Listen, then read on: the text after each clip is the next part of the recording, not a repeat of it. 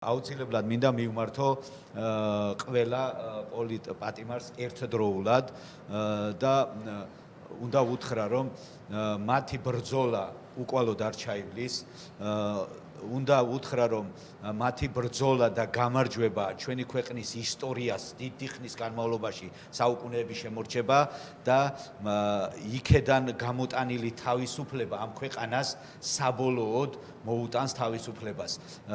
დეკლარირებული ფურცელზე დაწერილი თავისუფლება იქნება რეალურად განხორციელდება ჩვენს ქვეყანაში და ჩვენი ქვეყანა აუცილებლად იქნება სრულად დამოუკიდებელი და ძლიერი სახელმწიფო. რაც შეეხება განსაკუთრებული პატივისცემა მინდა გამოვხატო და სოლიდარობა ქალბატონი მზია ამაღლობელის მიმართ და განსაკუთრებული დიდი სიყვარული და პატივისცემა მუჰაჯირი ქართველის თემურ ქათამაძის მიმართ.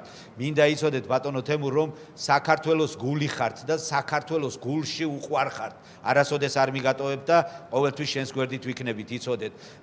გულში დამრჩა ბათუმიდან წერილი გამომატანა ზვიადზე გასაგზავნად და ვიდრე ზვიადი წერის მოწერდა თვითონაც საპატიმროში აღმოჩნდა და ზვიადს ტექსტში ქონდა რომ გამოვალო თქვენო არ გემუქრებათო ციხეში მოხვედრაო ხო და რომ გამოვალთო ერთად ვიზეიმებ ჩვენი ქვეყნის გამარჯვებასო და თურმე ემუქრება ანუ წერილი გამოვიდა და უკვე დაჭერილი იყო და როგორც იქნა ახლობლებით მივაწვდინე თქვენი გმირული საქმეები საუკუნეებს შემორჩება თქვენი ბრძოლა უკვალოდ არ ჩაივლის მაგრები ხართ და გამარჯვებას გისურვებთ რაც შეეხება კონკრეტულად ერთი კარგი ინფორმაცია გვაქვს ეს არის პირდაპირ მნიშვნელობით მაგალითი როგორ შეიძლება მე დაგიჭერთ მაგ მიკროფონს და თქვენ გვიჩვენეთ ეგ ხალბატონი მიკა დამეხმარება რომ არ შეგაწუხოთ ეს არის ბრძოლა რომელიც ყველგნიდან შეიძლება ადამიანმა აწარმოოს აი გაზეთი საკანი ნომერი 101 ახლო კადრი აჩვენეთ თუ შეიძლება აი ეს არის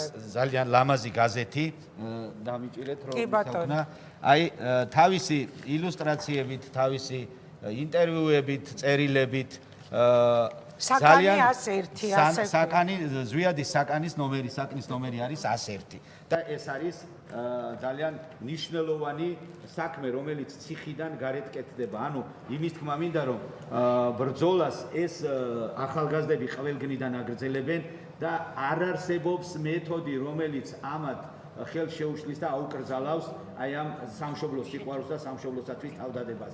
მე ამავდროულად მინდა უთხრა ყველა პოლიტპატიმრას ვინც ეხლა უყურებთ რომ გამოგზავნეთ საინტერესო და კარგი წერილები, გამოგზავნეთ აუცილებლად დაგიბეჭდავთ და აუცილებლად გავაცნობ საზოგადოებას ყველა თქვენს სურვილს, ყველა თქვენს მოწოდებას და ყველა თქვენს მიმართვას. რაც შეეხება აი აქ არის ზვიადის მიერ გამოგზავნილი ციხიდან, ხო? რომ დამიგიტიროთ, ესე იგი ნახეთ როგორ ეს არის მისი ხელით ნამუშევარი სრულად.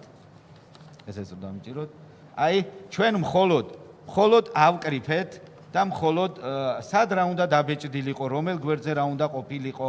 აი ყველაფერი თავისი სტატიებით, თავისი ნახატი პირადად თვითონ ზვიადი ხატავს ამ ფოტოებს და ძალიან ლამაზი გაზეთი გამოვიდა პირველი ნომერი. აი ყველა გვერდი შევსებული, ხოლო ჩვენ ავკრიფეთ და გადავიტანეთ და დავბეჭდეთ. აი ნახეთ ყველაფერი ლამაზად გაწერილი. და ამავდროულად უნდა გაგახაროთ რომ არის მეორე ნომერიც უკვე გამოგზავნილი აქვს ზვიადს. ანუ ციხეში დაიწყო გაზეთის გამოშვება, ხო? და აი არის უკვე მეორე ნომერიც გამზადებული, რომელიც სრულად არის დამუშავებული ძალიან ლამაზად. ყველა აი ამბროსი ხელაიას ფოტო თავისი პატრიარქ თავისი ხელით დახატული წერილები, სტატიები, მიმართვები, აქეთ ქაქუცა ჩოლოყაშვილის ფოტო, ასევე მისი ხელით დახატული თავისი ქაქუცას გმირული ბრძოლისა და იმის ამსახველი და აი ახლა ამას დავამუშავებ და მეორე ნომერს გამოვუშვებ. კიდევ ერთხელ არ ვიცი, აი ამ ბრძოლ მე ეს ინსტრუქცია მთლიანად როგორ უნდა დაიბეჭდოს, რომელ გვერდზე რა უნდა გათავსდეს, როგორ აფერის უნდა იყოს, აი ყველაფერი აქვს.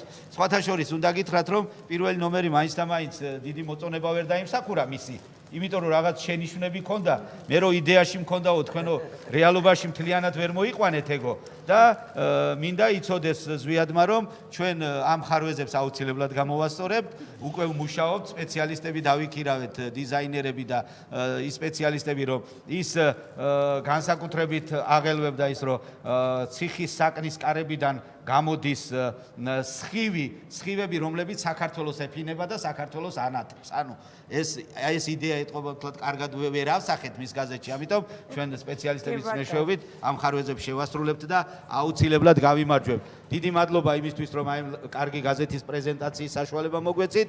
კიდევ ერთხელ გამარჯვებას გისურვებთ, გელოდებით გარეთ, ბრძოლა გრძელდება და ორი სიტყვით ვიტყვი ბარემ კიდე, რომ იცოდნენ ეს ბრძოლა აუცილებლად გამარჯვებით რატო დასრულდება? იმიტომ რომ ბრძოლა სამართლიანია, ბრძოლა სამშობლოსათვის არის და ბრძოლა მტრის, ვერაგი მტრის წინააღმდეგ არის, რომელიც 200 წელი და 300 წელია ვერ მოვიშორეთ.